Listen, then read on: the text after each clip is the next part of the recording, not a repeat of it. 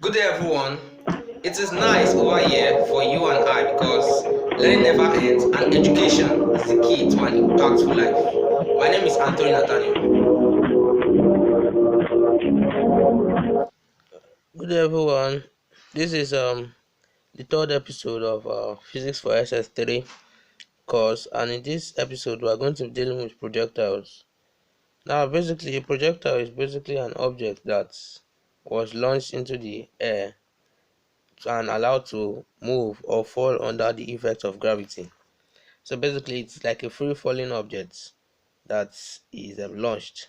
So projectile motion deals with the study of how those objects move and the path they trace, and also how we can calculate the different properties of that object at different states of its motion, like the highest height attained, the horizontal distance and vertical distance, the time taken, and so on and so forth.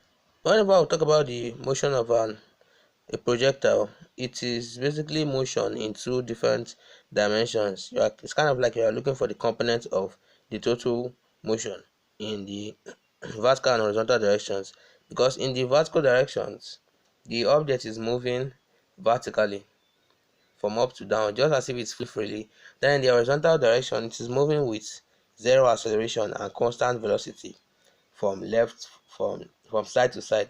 So and then its velocity is constant at that case. So basically, whenever a projectile is moving, it is flying horizontal with a constant speed, and it's also moving up or down with an acceleration of g. So remember that acceleration of g is the acceleration due to gravity, and it is the natural acceleration of any object that is falling freely due to gravity. Now, in order to confirm our understanding of this topic, let's solve a question. In this question, we are told that a tennis ball is projected horizontally from the top of a vertical cliff 50-meter high with a velocity of 10 meters per second. Find the time taken to reach the ground, and B, the vertical component of the velocity when the ball hits the ground, and then C, the distance from the foot of the cliff where the ball hits the ground. So in this question, we are looking at the a projectile motion. Now you are going to assume that each of the vertical and horizontal motion are independent, because that's what it's doing. They are independent. They don't affect each other. So that means when you look for the vertical components for the answers that concern the vertical components, they don't affect those of your horizontal components, and vice versa. This is the solution to the question. For the first part, we are asked to look for the time taken to reach the ground, so we'll make use of the formula h equals ut plus half at squared. When we plug in our values, we have t equals 3.16 seconds.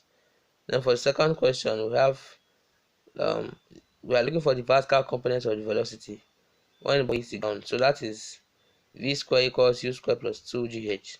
So because the vertical component of velocity is the normal vertical component, so we can use this equation. So v square equals 10 raised per 3, and v equals 10 root 10, which is 31.6 meters per second. So this is the vertical component of the velocity.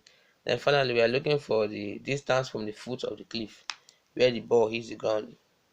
So in this case, we'll be using the formula s equals ut plus half it square. So this is the horizontal distance, and then we can make use of by putting it our u, t, and half it square. We get s equals 31.6 meter. Let's talk about one property of projectile, which is time of flight, range, maximum height.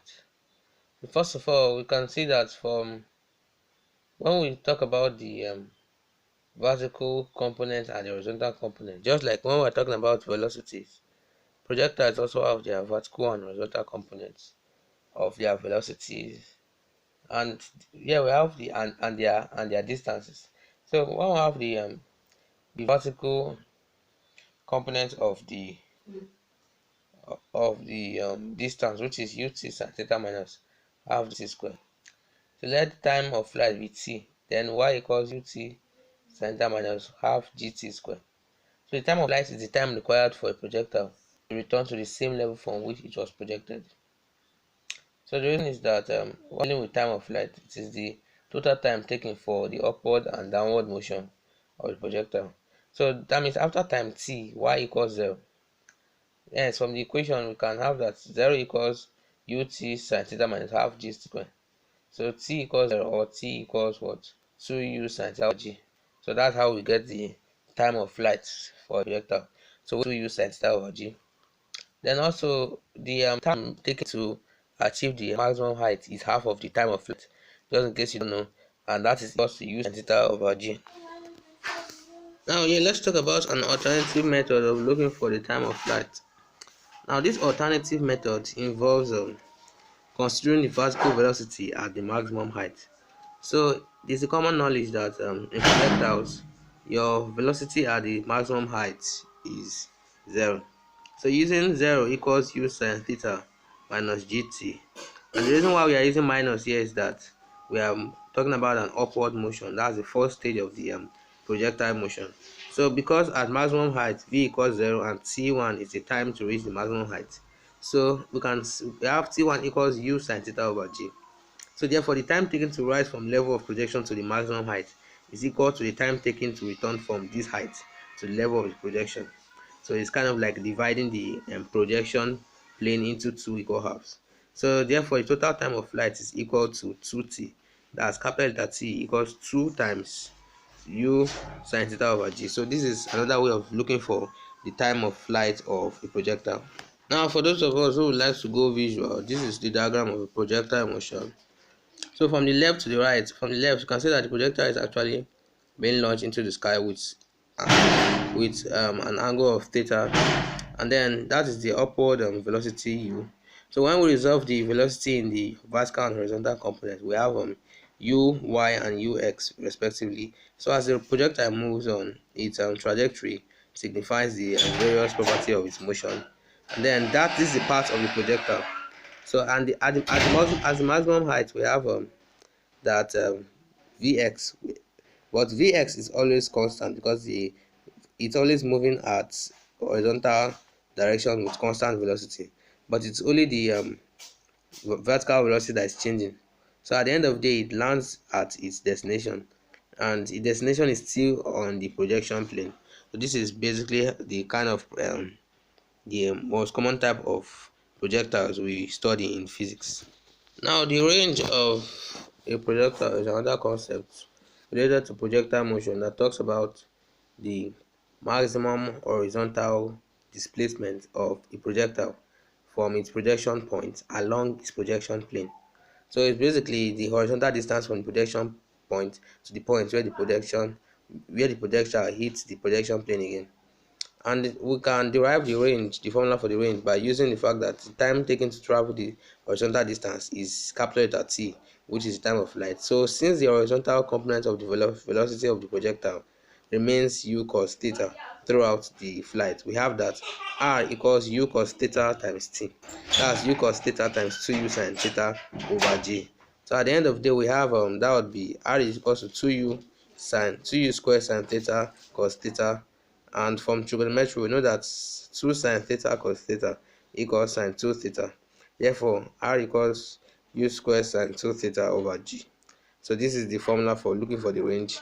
And the range is maximum when the sine 2 theta is maximum. So that means it's actually corresponds to when sine 2 theta is 90 degree. And in other words, rather when 2 theta is 90 degree and when theta is 45 degree. So when launched at 45 degree, you have a maximum range of a projectile. So in real life, this often occurs too, because whenever you have missiles and other warfare being projected into the air, they have to do some calculations based on the knowledge of the projectile motions. So you can see that physics is applied in every most areas of life. Whereas range is the horizontal displacement, when we're talking about the vertical displacement, we can talk about the height. So now when we talk about the height, we make use of the vertical component of the velocity of a projectile, because that is the part that is corresponding with the height.